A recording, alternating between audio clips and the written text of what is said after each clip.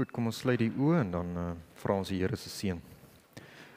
Ons Hemelse Vader, dankie Here dat ons U nou kan nader, Here. Ons vra dat U saam met ons sal wees in hierdie Sabbatskool en mag U ook daardeur verheerlik word.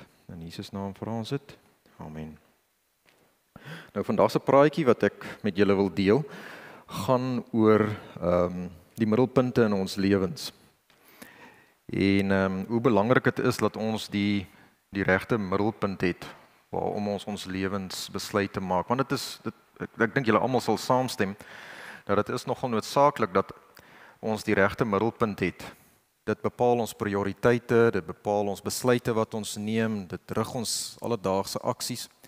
So vir ons as Christene is dit baie belangrik dat ons weet wat ons middelpunt is. En daar in Spreuke 4 vers 23 kry ons 'n vers waar die wyse man sê, bewaar julle hart meer as alles wat bewaar moet word, want daaruit is die oorspronge van die lewe. Ek hou van die Engels, hy sê, out of it are the issues of life. Dit klink amper asof hy sê, daar kom die probleme van die lewe. Ek sien die nuwe, die NIV sê, everything that you do comes from it. So wat ook al in ons hart aangaan, alles wat daar binnekant is, dit bepaal hoe ons lewe is. Nou, ek wil net so 'n bietjie agtergrond gee, hoe het ek nou begin dink hieroor. Ek het nou die aand so vlugtig vir Christian genoem met bid hier. Ek het so 'n bietjie weer gaan oplees oor DNA, ek weet nie, ek het my weer geïnteresseerd in dit. En toe kom ek op 'n stukkie af wat is 'n persoon wat glo in die skepping, en hy verduidelik toe hoekom evolusie nie kon plaasvind deur verskeie mutasies in die DNA string nie. En is 'n baie oulike manier wat hulle gehad het om dit te verduidelik. Hy sê as jy 'n fietsslot het en jy 3 van hierdie rollertjies op, dan het jy 1000 kombinasies wat jy kan verstel voordat jy daai slot kan oopkry. En hulle sê toe met wiskundige berekening het hulle bepaal dat vir DNA met verskillende mutasies een proteïenstring te gee. Ek praat nou baie gevaarlik, want ek is nou nie in die goed nie, maar een proteïen te gee wat funksioneel is 1 uit 10 tot die mag 1000. So dit is 'n 10 met 1000 nulle agteraan. So die ou sê dis eintlik onmoontlik. Dit kan nie wees nie, dit kan nie gebeur nie. En hy verduidelik toe waar kom dit vandaan. Hy sê in die 1960s het 'n klomp wiskundiges bymekaar gekom en bioloë en mense wat DNA verstaan, en hulle het gesê daar's 'n probleem met Darwin se model. Die ding hy maak op verskeie vlakke maak hy nie sin nie, maar wiskundig maak hy nog minder sin. En hulle sal moet bietjie praat oor die ding as wetenskaplikes. En op hierdie kongres, en ek wil net dit beklemtoon, dis nou al in 1960 gewees, waar die mense gesê het, hoorie, Darwin se model kan nie bestaan nie. Dit is net onmoontlik vir daai ding om te wees. En tog vind ons vandag is dit nog steeds die storie wat vir ons vertel word. Maar nadat ek nou oop gelees het hieroor, toe dog ek, laat ek nou weer 'n bietjie gaan kyk hoe werk DNA, en ek gaan toe YouTube toe, Janely, en ek kies daai ene wat hulle gewoonlik gee vir die kinders, jy weet, en ek kyk deur hom. En ek is so, dis so ingewikkeld. Die volgende oggend toe ek godsdienst het, toe sit ek nou en dink oor dit, en ek sê vir myself, weet jy wat, dit is vir my ongelooflik dat die God wat hierdie ingewikkelde ding gemaak het, wat daarsonder kan niks bestaan nie, is die God wat ons liefhet en vir ons omgee. En daar kom toe bekommernis by my op, en ek vra toe vir myself, maar hoe is dit dat so groot God, wat iewers is waar ons nie weet waar hy is nie, maar hy hou alles in beheer, en alles wat ons nie verstaan nie, funksioneer deur 'n spreek van 'n woord deur daai God. Wat veroorsaak dat daai God nog geduldig is met ons? Wat is dit wat maak dat hy omgee oor ons? Wat is dit maak dat hy die tyd spandeer om belang te stel in my en jou lewe persoonlik? Ons is, ek dink die Bybel sê ons is 'n stoffie aan die skaal. Weet, in die groter prentjie van als, kom ons wees eerlik met mekaar, beteken ons nie eintlik veel nie. Ons sal wegwees en niks sal ons mis nie. En tog verdra hierdie God ons. Tog maak hy moeite met ons, en tog is hy so bekommerd oor ons dat hy uiteindelik aarde toe kom en vir ons te kom sterf om vir ons elkeen die kans te gee om te kan lewe. En ek kom toe weer, die gedagte in my kop kom op daai vers in Johannes 3 vers 16, want so lief het God die wêreld gehad en ek sê toe vir myself, weet jy wat, die rede hoekom God ons so verdra is omdat die oorheersende faktor by God liefde is. Hy is 'n God van liefde en daarom verdra hy ons, daarom verdra hy die duiwel met alles waarmee hy besig is. En daarom laat hy hierdie plan uitspeel juis as 'n teken van sy liefde teenoor ons. En baie keer klink dit amper soos 'n oksimoron om te sê dit is liefde wat besig is om uit te speel, maar dit is wat dit werklik waar is. En ek sê vir myself, as God nie 'n God was van liefde nie, dan daar heel moontlik niks meer bestaan nie, want sonder liefde is, as jy nie funksioneer op die basis van liefde nie, is alles selfvernietigend, as daar nie daai beginsel of daai oorheersende faktor was nie. En ek dink vir myself, maar wel, as dit dan die middelpunt is van hoekom God is wie hy is, wat verwag die Bybel van my dan as 'n Christen? En dis toe nou ook hier by die gedagte kom van, wat is die middelpunt in ons lewens en in my lewe? En volgens Jesus in Matteus 22 vers 37 tot 39, en ons weet waaroor gaan die vraag, die jong man kom by die Here en hy sê van, wat moet ek doen om gered te word? En die Here vang vir hom die middelpunt, die essensie van alles op. Hy sê vir hom, toe antwoord Jesus hom, jy moet die Here jou God lief hê met jou hele hart en met jou hele siel en met jou hele verstand. En jy moet jou naaste lief hê soos jouself. En ek sê toe vir myself, wel goed, so dit is die middelpunt. Hoe lyk 'n mens wat dan nou volgens die Bybel aan hierdie middelpunt voldoen? En ek wil hê ons moet eers kyk na wat die voorbeeld is uit die Bybel uit. En dan gaan ons kyk na alternatiewe middelpunte wat ons as mense soms gebruik in vervanging met dit wat die Here vir ons voorstel. So eerstens, volgens die Bybel, as ons kyk na Matteus 6 vers 33, is iemand wat Jesus as sy middelpunt het, of die oorheersende beginsel van liefde, en nou praat ek van Bybelse liefde, nie die wêreldse liefde daar buitekant nie, is ons moet eers die koninkryk van God soek. As die Here jou middelpunt is, sal dit jou in hoe jy jou tyd spandeer, hoe jy jou geld spandeer, alles waarmee jy besig is, jou besluite wat jy maak, alles sal wees tot verheerliking van God. Dit sal wees wat is belangrik vir God en nie wat is belangrik vir my nie. Jou verhouding met ander mense sal die liefde van God reflekteer. Ons sien in 1 Johannes 4 vers 19 tot 21, sê die Here vir ons het hom lief omdat hy ons eerste lief gehad het. As iemand sê, ek is lief vir God, en sy broeder haat, is hy 'n leienaar, want wie sy broeder haat, wie hy gesien het, en hom nie lief het nie, hoe kan hy God lief het wat hy nie gesien het nie? So ons sien, dis 'n baie belangrike komponent van om Jesus jou middelpunt te maak, is liefde vir jou naaste. In Johannes 14 vers 15 sê hy, as julle my lief het, sal julle my gebooie bewaar. So waar Jesus ons middelpunt is daar 'n begeerte en 'n dryf om Jesus se gebooie te bewaar. So gaan die Bybel verder. Hy sê vir ons, so iemand sal nederig wees. En in die tye waarin ons vandag lewe, is dit amper 'n vloekwoord. As jy nou kyk wat in Filippense 2 vers 3 tot 4 staan, hy sê moenie iets doen uit selfsug of ydelle eer nie. En nou hier's die kruks van dit, maar in nederigheid moet die een die ander hoër ag as homself. Ek dink ons lewe in 'n tyd waar selfverheerliking en die self baie hoogtyd vier. Die hedendaagse tendens is dat alles gaan oor self, maar eie regte en you do you, soos hulle sê. En as jy praat van om jouself ondergeskik te stel aan iemand anders, is jy nie baie gewild in daai gesprekke nie. En ek het hierdie mooi stukkie gekry in Desire of Ages. Sy sê, happiness comes not from selfish gratification, but from the path of service and sacrifice. The deepest joy and the highest satisfaction come from self-sacrificing ministry for the good of others. So baie keer vra ons as mens vir onsself, wat moet ek doen om gelukkig te wees in die lewe? Wat maak my gelukkig? En ons dink daaraan dat geluk vind ons in die bevrediging van ons eie begeertes en ons eie liste. Maar volgens die Bybel en die gees van profesie vind ons geluk juis daaraan om diens te doen aan ander. En ons vind deesdae die tendens dat die diens moet gedoen word aan ons en nie ons aan ander nie. En is 'n baie groot ommekeer in waaraan ons glo. Die laaste een waaraan ek kon dink is, ons sal 'n lig vir die wêreld wees. Matteus 5 vers 16 sê vir ons, laat julle lig so skyn, dat die mense julle goeie werke kan sien, en julle Vader wat in die hemel is, kan verheerlik.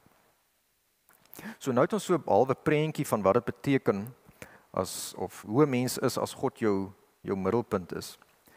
Nou, ek wil julle 'n bietjie vertel van die woord seculosity. Ek het eendag, toe sit ek 'n praatjie en luister en hierdie ou, ek dink sy van 'n Zaal, hy praat oor die nuwe tendens wat ons kry in die lewe, en die gesprek gaan oor, is godsdiens besig om dood te gaan, of is hy net besig om 'n ander vorm aan te neem? En hulle sê, wat hulle sien is, in die studies wat hulle gedoen het, is, alhoewel godsdiens besig is om minder te word, nou dan praat ek van mense wat kerk toe gaan, en mense wat Bybel lees, die impuls na godsdiens is nie besig om dood te gaan nie.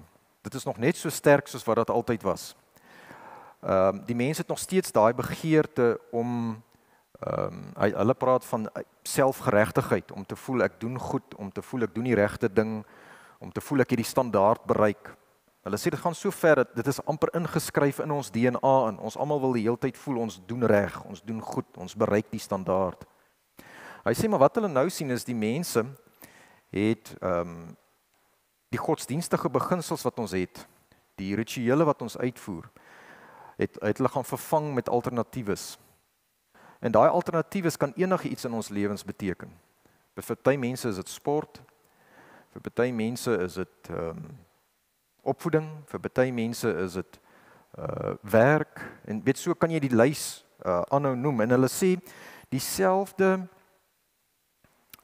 getrouheid in die uitvoer van daardie rituele, godsdienstige rituele, doen hulle ook met hierdie alternatiewes wat hulle gekry het.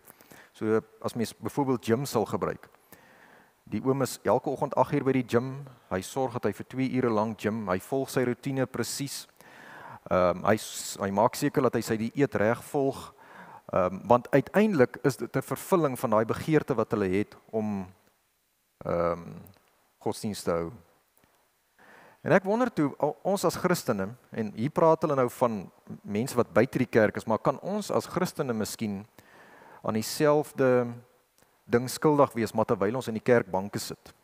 Kan ons nie ook dalk alternatiewe skry vir hierdie middelpunt wat God vir ons gesê het, ons moet hê nie? So ons weet die middelpunt is liefde tot God, hele hart, hele siel, hele verstand, en liefde tot jou naaste. Kan dit dalk wees dat ons dit uithaal en iets anders daarin sit, en dit voel nog steeds vir ons of ons gaan deur die emosies, en ons is nog steeds godsdienstig, maar eintlik is ons op die verkeerde plek. Nou ek dink almal sal verstaan dat hierdie middelpunte is belangrik. Dit is nie iets wat ons kan, dit gee vervulling op 'n manier, maar dit is soos bokspap. In ons huis noem ons dit bokspap. Nou ek weet nie wie van julle het nou al bokspap geëet nie. Kyk, dit maak nie saak al die bestanddele Louis wat hulle op daai boks het daar agter. Teen 10 uur bewe ek. Jy gryp na elke beskuitjie wat jy in die hande kan kry, en die sterkste rooibos tee, 4 lepeltjies, want die bokspap het uitgewerk. En dit is hoe dit is met hierdie alternatiewes wat ons kry om dit wat God vir ons voorgestel het mee te vervang. Alhoewel dit die maag vol maak, Michelle sal nou sê, jy praat nie so nie, alhoewel dit jou versadig maak, voed dit ons nie. En dit is die gevaar wat daarin is. So wat se middelpunte kan ons, ek het nou maar net my gedagtes laat gaan, miskien is jou middelpunt jou eggenoot, jou huweliksmaat, en die feit dat jy afhanklik is van daai persoon vir emosionele sekuriteit en sterkte en waar jy is. En weet jy wat baie keer, ek dink 'n moeiliker vraag is vir ons as Adventiste is, hoekom is jy hier vandag? Is jy hier omdat jou man hier is en jy kom saam met hom kerk toe? Of is jy hier omdat jou vrou hier is en jy kom saam met haar kerk toe? Is jy hier omdat jou ouers hier is en jy kom nou maar saam met hulle kerk toe? Wat gebeur as jou man of jou vrou nie meer kerk toe kom nie? Is jou kerk afhanklik van mense wat hier saam met jou is, of is dit omdat jou middelpunt reg is ons hier omdat ons hier wil wees, omdat ons weet ons is hier om God te dien? Dis 'n persoonlike vraag wat ons elkeen vir onsself moet vra en vir onsself moet uitklaar. Ander een kan wees familiegesentreerdheid. En ek meen die goed wat ons noem, en dis wat ek nou gesê het, dis nie onbelangrike goed nie. Jy kan dalk familiegesentreerd wees. En dit is goed, weet, in die sin dat jy kan argumenteer, familie is goed om te hê, dit leer ons om liefde te wees vir mekaar, en dit leer ons om samehorigheid, en ons ondersteun mekaar, maar is dit die middelpunt wat God wil hê, ons in ons lewens moet hê? Ons middelpunt moet nie gefokus wees, of ons sekuriteit moet nie in ons familie wees nie. Ek het vriende, mense wat ek probeer benader met die boodskap van die waarheid. As gevolg van hierdie punt, hulle weier om die waarheid te vat. Want wat gaan die familie dink? So, ons moet seker maak dat ons familie nie ons sentraliteit is nie. Miskien is dit geld. Ek dink as iemand hierso sit en sê, hoorie wat, ek is nie gestres oor geld nie. Dan jy is op 'n beter plek as wat ek is. Dit is 'n voortdurende stryd om te oorleef. Ek onthou toe ek 'n jong prokureurtjie was, het ek vir my baas gevra, wat moet ek doen om sukses te bereik in die prokureursbedryf? En hy het vir my gesê, die eerste ding wat jy moet doen is jy moet 16 ure 'n dag werk. Weet nou, maak ek die sommetjies tussen huis en oefen en slaap en al daai goed, waar kry jy nog hierdie 16 ure in om te werk? En dit is die realiteit daarvan. So geldgesentreerdheid, die gejaag na geld, die opoffering van familielewe, die opoffering van kerk en godsdienst ter wille daarvan, wys vir ons dit is ook iets wat kan intree. Nou hierdie is nou 'n sensitiewe een. Wat van kerkgesentreerdheid? Is dit moontlik dat ons die kerk, die proses van kerk gaan, die proses van ons is hier, kan mens dit die sentrale punt in jou lewe maak in plaas van Jesus self? Wel, ons het gesien dit is moontlik as jy gaan kyk na wat die fariseërs gedoen het. Ek dink daar was niemand aan, daar's baie voorbeelde in die Bybel van mense, en ons lig die fariseërs uit, wat hulle was gereelde kerkgangers. Ek dink daai manne was eerste in die oggend daar, hulle het seker gemaak almal sien hulle betaal tiende. So hulle was definitief in die vervulling van die proses. En tog sê die Here vir ons, luister, julle moenie wees soos daai mense nie. En wat my bekommerd maak is, as ons gaan lees oor die kerk van Laodicea, en ons almal aanvaar dat dit ons is, dan leer ons dat dit is presies hoe ons is. Ons het al hierdie mosies waardeur ons gaan. Ons ken die teologie en ons ken die leerstellings van die kerk en ons is Sabbat in die kerk en ons doen ons tiende en ons doen alles wat gedoen moet word. En tog sê die Here, ek is nie tevrede met hoe julle is nie. So baie van ons kan dalk in die proses van wat ons elke Sabbat doen as Christen, kerkgesentreerd wees en ons weet nie regtig dat ons nie gefokus is op wat Jesus van ons verwag nie. Ek sit die week met iemand en gesels en die persoon vertel my sy ondervindinge en so aan en die gesprek draai by dwelmmisbruik in Bloemfontein.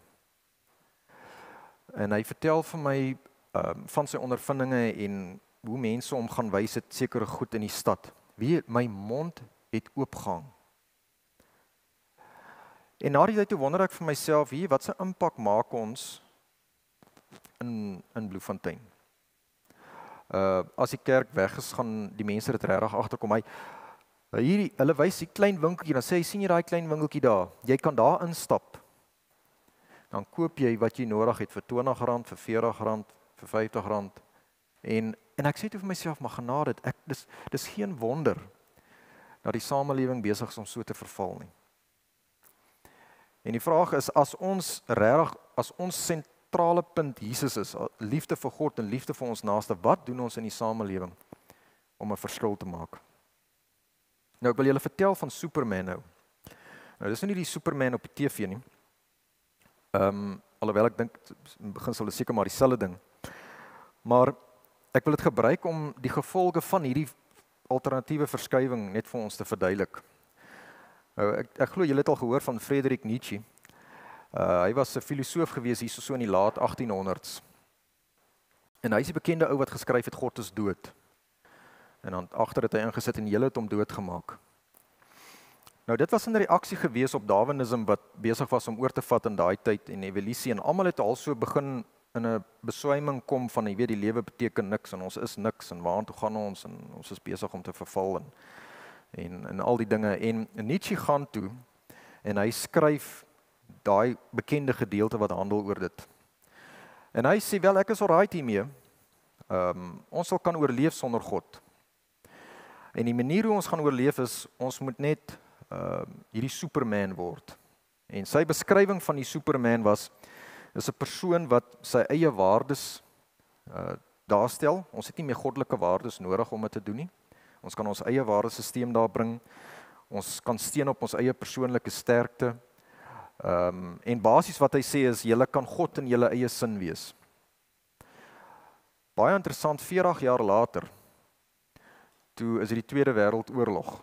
En wat Nietzsche geskryf het oor die Superman, het Hitler toe probeer verwesenlik deur die Tweede Wêreldoorlog. En 60 miljoen mense later, besef ons dat daai idee wat daar was van die Superman, gaan nie vir ons werk nie.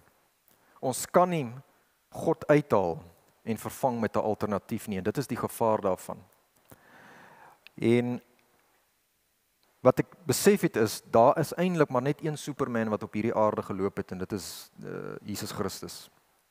En ons moet seker maak dat wat ook al ons doen, ons lewens en ons aksies en die middelpunt van ons lewe is gesentreer in Jesus Christus.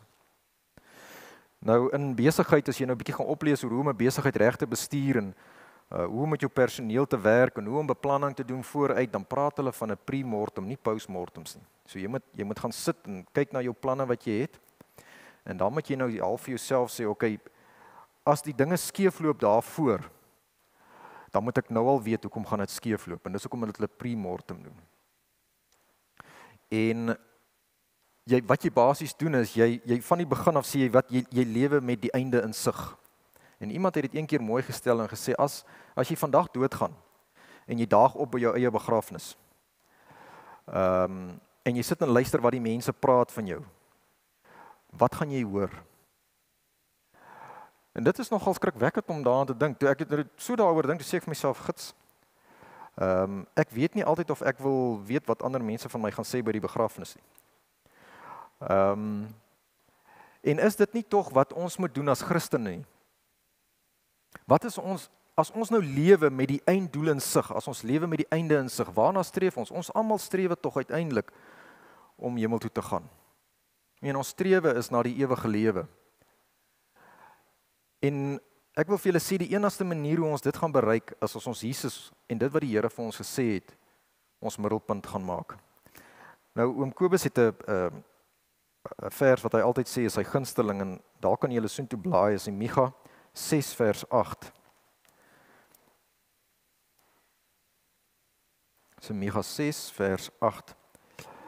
En dit is vir my interessant hoe hierdie idee wat ons het van jy moet God lief hê met jou hele hart en jou naaste, soos jouself, ook in hierdie gedeelte na vore kom.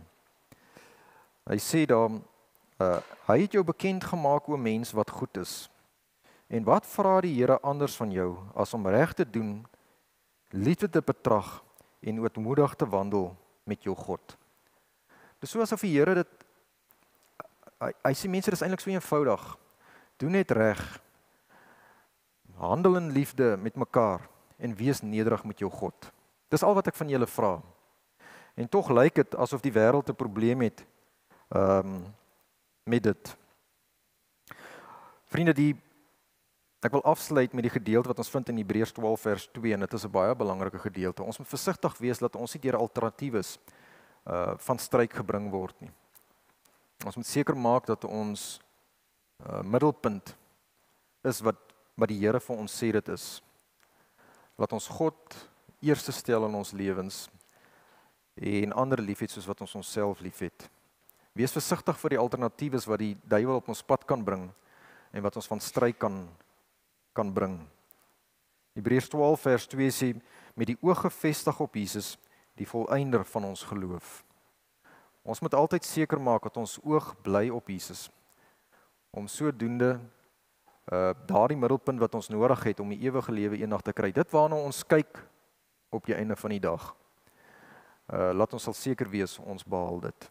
En my gebed is dat soos ons nou uitgaan, soos ons die res van die tyd en die res van die week met die Here gespandeer, maak hierdie 'n punt van bespreking met die Here in jou persoonlike godsdiens. Laat die Here vir jou uitwys as daar miskien alternatiewes is wat ons het, waarop ons steun, wat ons laat goed voel.